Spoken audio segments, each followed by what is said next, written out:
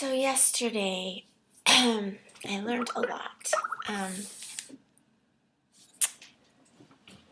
learned a lot. I learned how vulnerable we are.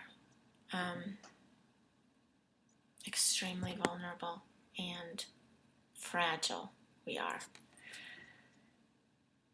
Which just drives this stronger. It means so much more.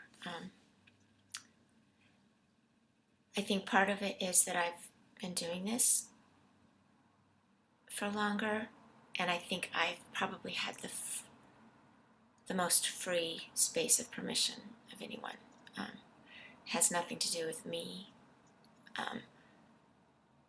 It's just the affordances that I've had given me or taken or whatever. I think one critical piece, though, is the affordance of the web.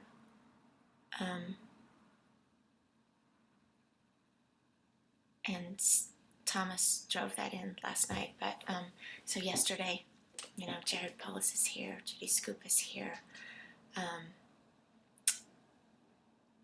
talking about things in a very matter-of-fact way.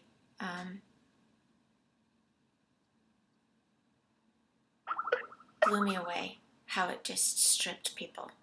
I mean, it was like 20 years in the classroom all in an hour. I was blown away. And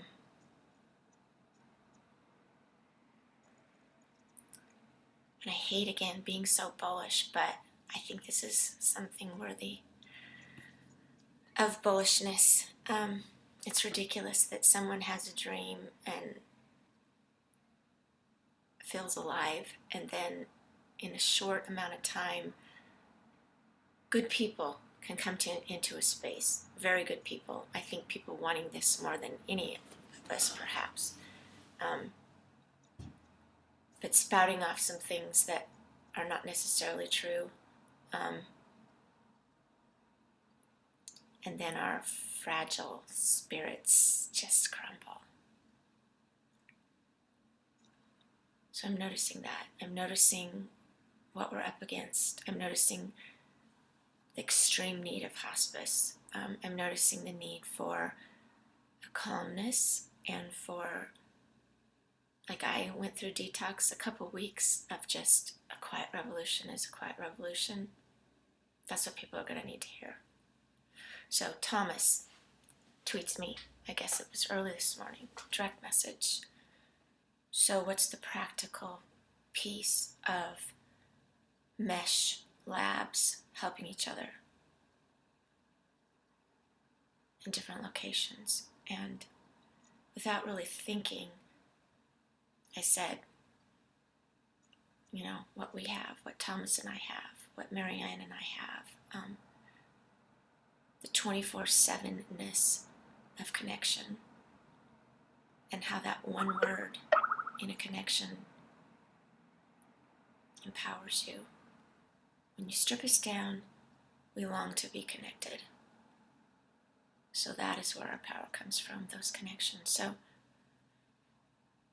that's how the practical thing works. That the mesh lab, are we going to come up with some brilliant thing? Yeah, no doubt. But the brilliant thing is, how can we become more connected? How can we get more of that coffee shop feel? Or even better than the coffee shop feel, how can we make Oscar Wilde wildly happy? Because now we can say most people are themselves. So again, the huge noticing is how fragile we are.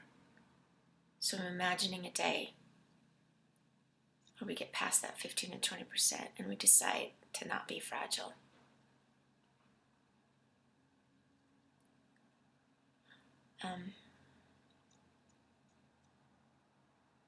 I love focus. I love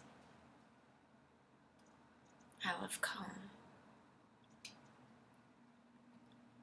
I love that it's so surreal, because it's It's not about gatherings or connecting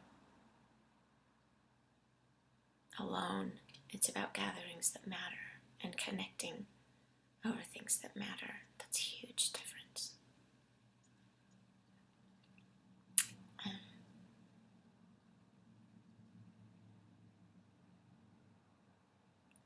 And I love that in a quiet revolution, you're doing 24/7. It's not some big magical do.